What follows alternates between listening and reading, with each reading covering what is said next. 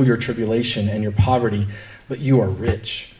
And the blasphemy, he knows the blasphemy by those who say they are Jews and are not, but are a synagogue of Satan. Now that word blasphemy usually is used when talking about God, but the word itself really can mean abusive words or false, things that are damaging to one's reputation, right? And so that's really how it would be meant here, because it's not talking about God, it's talking about the church members. It's talking about the Christians at Smyrna, that they are being falsely accused, that they are being abused through words, that they are having things said about them that is damaging to their persons or to their reputation. We talked a little bit about this in Sunday school, that there are even situations in our world today where Christians are ridiculed, where Christians are made fun of, where Christians are abused verbally, where they are persecuted. And we think then that means that the witness has fallen away as well. But I want you to know that that's not always the case. Jesus says, these abusive words spoken falsely about you, I know this. I know this is taking place, and I know that those who say they are Jews are not, but are actually from a synagogue of Satan. Tell you what, that phrase there, a synagogue of Satan, is honestly one of the most astonishing accusations of the entire book of Revelation. I mean, Revelation's got some pretty big moments, some pretty, unimaginable statements being made. But this one, synagogue of Satan, that's pretty tough. Now, I want you to understand that this is not referencing Jews, right? He makes that clear. They say they are Jews, but they are not, right? So how can someone say that they are Jew but aren't? Paul kind of cleared this up in Romans chapter 9, verses 6 through 8. He says, "But it is not as though the word of God has failed, for they are not all Israel who are descended from Israel." Right? They are not all children because they are Abraham's descendants. But through Isaac your descendants will be named. That is, it is not the children of the flesh who are children of God, but the children of the promise as regarded as descendants. See, Paul makes it clear that those who are children of God are the ones who follow his teachings, those who are children of the promise, those who put their faith and trust in him. And Paul goes on to say that that's why we as Gentiles are grafted into this family. Even though we're not blood, even though we're not part of the redeemed people, guess what? We are the redeemed people because of our faith. And so he says there are Jews that are not. And they are of a synagogue of Satan. John's not questioning their ethnic derivation. Rather, he is indulging in the same argumentation as Paul. Paul's argument was that a spiritual Israel exists and is designed to suggest the real essence of Jewry.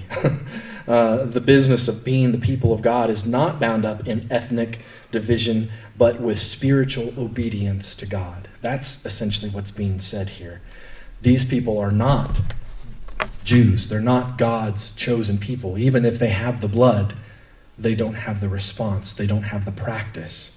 And in fact, they are of the synagogue of Satan. They're the church of Satan, not the church of God. And not following Abraham, not following Isaac, not following the heritage, not following Jesus Christ. They're from somewhere else. Pretty bold and pretty strong wording that Jesus uses. And so we come to verse 10. Jesus says, "I know your tribulation, I know your poverty, I know that you are being blasphemed, that you are being ridiculed by those who are not Jews. Do not fear what you are about to suffer." And then he tells them what they are about to suffer.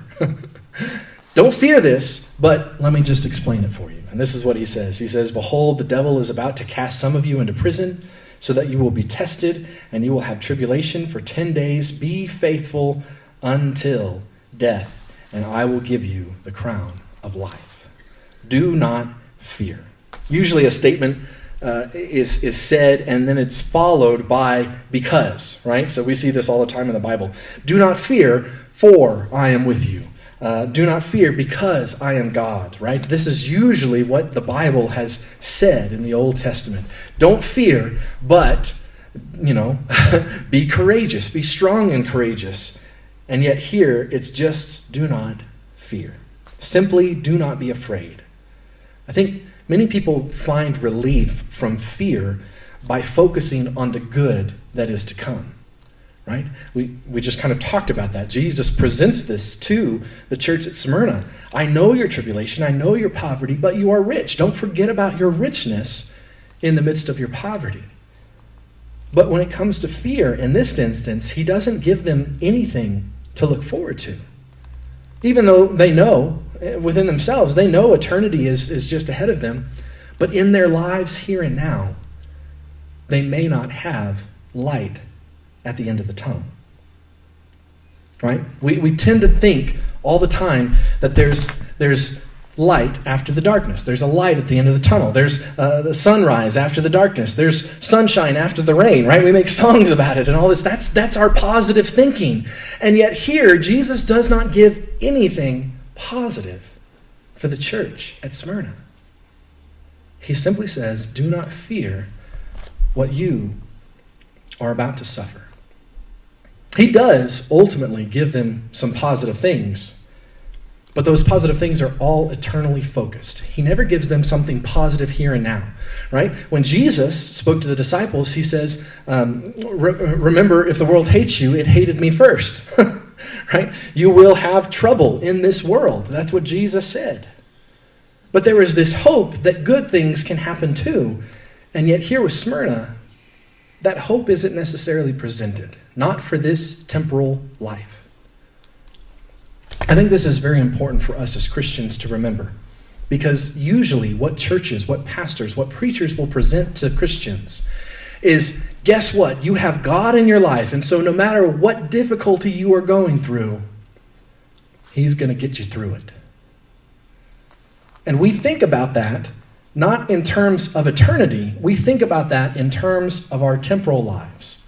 God's going to get me through this time of financial burden. God's going to get me through this time of medical illness, and then I'll be okay. We usually don't think of it in terms of God's going to walk with me through this illness, and then I have eternity. We think of it as blessings. We think of it as light at the end of the tunnel in this life, here and now. But what the church at Smyrna is commended to do is not fear, because you are about to suffer. And there is no end given to this suffering for the church. Wow. So providential that I received that email this morning of my friend who they decided that they would start praying for God's will to be done, because they've been praying for God to remove the tumor and for God to do the miraculous. And I've been praying with that in them. I don't think there's anything wrong praying for their suffering to end. And yet, Jesus says sometimes as a Christian, the suffering does not end until the life ends. And then eternity. And that is a blessing, but it is also so heart-wrenching and difficult that we as Christians may suffer and suffer and suffer. We may go through tribulation and tribulation and tribulation. We may never get our head above water. We may never stop feeling like we're drowning in this world. We may never get through the discouragement and the depression that takes place. That is the Christian life in some cases. Sometimes there is no reprieve. Jesus says, don't fear. Because even if there's no reprieve in this life, there's eternity.